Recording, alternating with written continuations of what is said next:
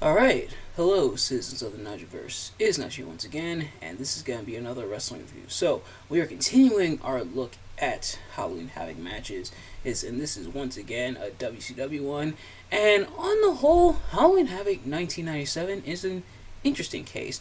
On one hand, it had arguably one of the best Halloween Havoc matches of all time in Rey Mysterio versus Eddie Guerrero.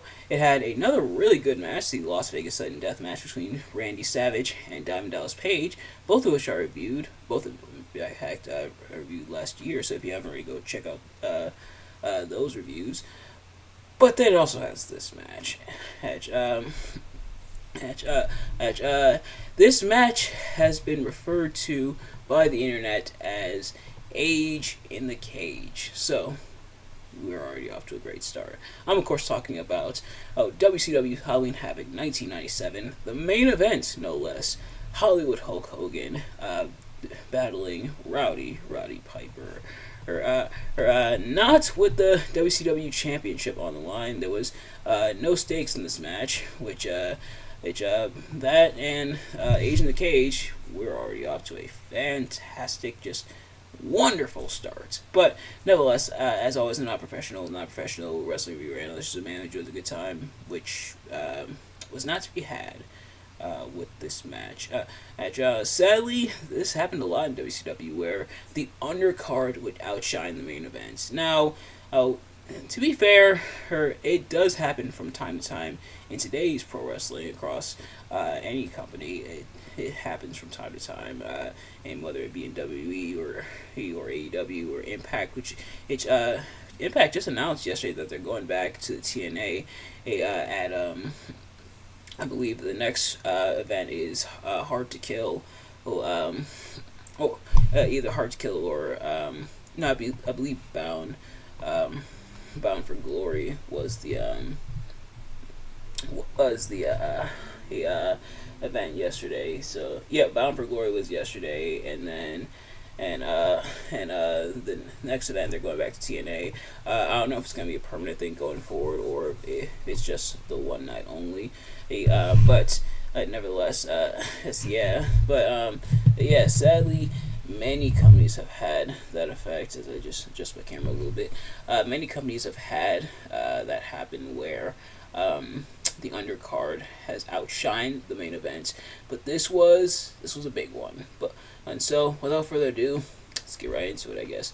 If you've seen these reviews of mine before, you kind of already know how this works. If you haven't, I'm going to be talking about what I liked and what I disliked about the match. So, starting with what I liked, Randy Savage's attire was cool. Randy Savage did try to interfere on behalf of Hollywood Hogan. This is after Randy Savage had joined the NWO. So he did try to interfere, and he did have a pretty cool gear. That it's pretty much the same gear as the Las Vegas Sudden Death match. Congratulations, Randy Savage. Your gear was the only good part about this match. And the fact that it was only 13 minutes, so it didn't go that long. Thank you for not completely making us totally miserable. But as for what I didn't like about the match, pretty much everything else. There's a reason it's called Age in the Cage, because Roddy Piper was here. I believe Roddy Piper had begun working in WCW earlier on in the year. And Hogan was, of course, Hollywood at this point, but definitely two old men moving around the cage at this point in time. I'm definitely past their best years, at least in terms of physical ability. Of course, in terms of star power, that's another debate. But yeah, so definitely. He earned that moniker of Age in the Cage, and throughout this match, not a whole lot of interesting stuff going on. Mostly like punching and stuff. They even left the cage a few times, so they were able to just leave the cage willy nilly, go in and out of the cage, climb on top of the cage, and then climb on top of the cage and just go all around. There was no leave the cage to win most other cage stipulations, and so interesting that that stipulation wasn't in place there, or almost made the cage a little meaningless, don't you think? But the other story, which also is worth mentioning, and earlier on this month, in October, so Halloween Havoc here took place on October 26th. On October 5th of that year, that being, of course, 1997, was In Your House Bad Blood, or Bad Blood in Your House, that WF was doing. And what was on that card? Oh, I don't know, just the first ever Hell in a Cell match. So you can definitely tell, maybe perhaps trying to capitalize off that, off the success of that, and maybe that's just speculation on my part, but yeah, so later on in the month, having another big cage, and the cage was big. I'll give them that. It was big without a roof, so almost like a Hell in a Cell crossed with a steel cage. So essentially just a much bigger steel cage. But yeah, so they left willy-nilly, and so the cage, it's almost kind of meaningless. They just brawled around the cage. They did try to do cage-related spots, like the door and shoving them into the cage, but that was really about it, to try to breathe some life, anything that they could squeeze into this match. At least when he's and I guess maybe it's not totally fair to compare the two, but I think I'm going to do it anyway, because I'm sure there's definitely a correlation there, with the Hell in a Cell match at Bad Blood, which that Hell in a Cell match far exceeds this one. But the Hell in a Cell match with those two, Shawn Michaels and Undertaker, they had cage spots, but they also explored the real estate. Plus, it helped that both Shawn Michaels and Undertaker were still able to really go at this point in time. But they explored the real estate of the cage. They pummeled the crap out of each other. Mostly Undertaker and Shawn Michaels, but they pummeled the crap out of each other. Her escape wasn't intended. Shawn Michaels found a way out anyway, after interference from DX and everything, if I'm not mistaken. Actually, I don't think DX showed up until later, or that being Triple H in China. But Shawn Michaels found a way out of the cage, just for it to backfire when he went through the table, then brought back into the cage. But Hogan, he just requested the cage be open, and I believe that referee was Nick Patrick, who was the NWO referee, so I guess it makes sense. But he just asked to open the cage door, and the cage door was open, and he just left out. So so it almost makes it kind of meaningless, don't you think? And maybe I'm just ranting and raving there, but not necessarily raving, but more so ranting. But yeah, so comparing those two matches, this one definitely the worst out of the two. The action now was interesting, mostly punches. Piper did get a few bites in which sure, it shows Piper is crazy and everything. Which Piper, of course, as a character, always been very out there, but otherwise it didn't really breathe that much life into the match. But they did try another tactic, and that was the kind of army of stings that showed up. So this began when Hogan tried to exit the cage. Hogan said, "Screw this," and Hogan spent a decent amount of this match trying to run away from Piper. Which, yeah, granted, the heel, the heel is supposed to be very cowardly,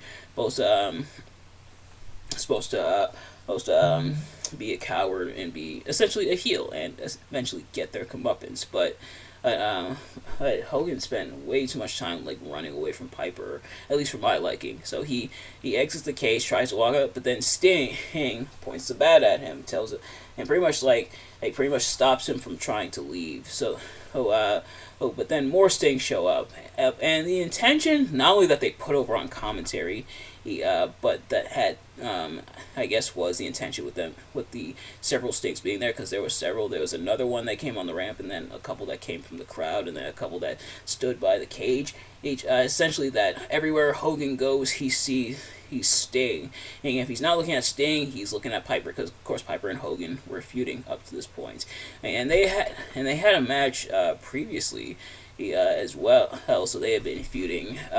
They feuded for a good portion of the year, or having multiple matches. But Yeah, so essentially the intention, but I don't think it really paid off the way WCW was expecting it to, and maybe that's because of like kind of the cheesiness of it. It just having the Sting show up. Maybe it's that cheesiness. Maybe it's the fact. Maybe they didn't really implement it correctly. Maybe it's a combination of the two. Um, but yeah, so it came out kind of weird, if anything. And like I imagine it might look cool in some regard, or kind of like Sting showing up that, oh, everywhere Hogan goes, he's seeing Sting, showing like paranoia, leading up to their inevitable match that Hogan and Sting would have at Halloween, not Halloween Havoc, but Starrcade of '97 later on in the year. But it didn't really pan out the way they expected it eventually. And Randy Savage showing up to make the save. And if you've seen this match before, you kind of already know where this is going. Savage trying to make the save for Hogan and climbs up the cage. Yes, he climbs up the cage. He comes from the outside. He blows past the two Stings on the ramp, who do nothing about it. Which I think is worth mentioning. The original one, I think, was the real Sting, and the others were kind of extras. But Savage climbs up the cage and then dives off the cage into the ring to try to like nail Piper on the way down. I'm surprised he didn't shatter his leg. Like the fact that he was still able to get up and walk as Piper like threw him out of the ring. And I'm surprised he was still able to walk after that, because that was a massive fall. Oh, and man, it looked ugly. I did not envy Savage at all. Why did he have to jump off the cage? Why couldn't he have like gone through the door, or if that the referee probably just would have let him through the door? Like he come in and then Piper, or who Piper did have Hogan in the. I believe Piper did have Hogan in the sleeper, or at this point, which kind of emblematic of this match, if anything. But why dive off the top of the cage? It's like with that landing, you're just asking to be hurt at that point, unfortunately. But yeah, so Savage dives off. How he's still able to walk, I have no idea. And then Piper does lock in the sleeper on Hogan, and the referee does like the drop of the arms for the three. One of the rare times where the referee actually does that spot, and it actually does result in the end of the match. Normally they do that spot, and at the last minute, they show that. In fact, another match involving Hogan, where they did that, that we reviewed already this month, at a Halloween Havoc '95 against the Giant. If you haven't already, go check out that review. So they do that. Savage doesn't get in time to break it up, but just caps off this really not fun match and this really dull match. And then kind of the cherry on top, maybe, was that they tried to assault Piper afterwards, or they handcuff him to the cage. Now Eric Bischoff's in there as well. Hogan, Savage, and Eric Bischoff just being up on Piper, and then a fan comes into the cage. Now this has been debated whether or not this fan was a part of the show or not, because on one hand, fans showing up in the middle of matches and stuff. Sadly, nothing new. It's happened before and since this match. Normally those are unscripted, and what they'll do is they'll cut away from the fan so you don't see the fan on the live feed. Not this cameraman. So either the fan was a plant and meant to be in there on purpose. He had a shirt and Sting face paint. So either this fan was a plant, or that cameraman needs to be fired, because the cameraman showed the fan climbing up, and even Tony Schiavone on commentary acknowledged the fan showing up saying, "Oh, a fan's trying to get in." So it leads us to believe that it's a plant, but it's kind of ambiguous as to whether or not that fan was a plant. But maybe the fan was trying to stop this match too because it sucked so bad. But nevertheless, this match was not fun. It was very dull, very boring. Worst match I've ever seen? I wouldn't go that far, but it's not great. But nevertheless, that is going to do it for this review. Thank you all so much for watching. I hope you enjoyed. But that's what we're doing for the month of October, the Halloween Havoc reviews. We're looking at the good and the bad. I don't just want the good. I also want the bad as well. So let those trickle in. But I got some treats, if I'm not mistaken. I think aside from one match, one Halloween Havoc match next week. The other one should be pretty good, hopefully. But nevertheless, that's going to do it for this review. Thank you all so much for watching. I hope you enjoyed. If you did, please do me a favor: like, comment, subscribe, share with your friends, turn on post notifications so you know every time I upload a video, so you can see as soon as it drops. Let me know in the comments what your thoughts on the match and my review of the match. Did you like to dislike the match? Did you like to dislike my review of the match? Let me know. Thank you all so much for watching, and I will see you guys later. Peace.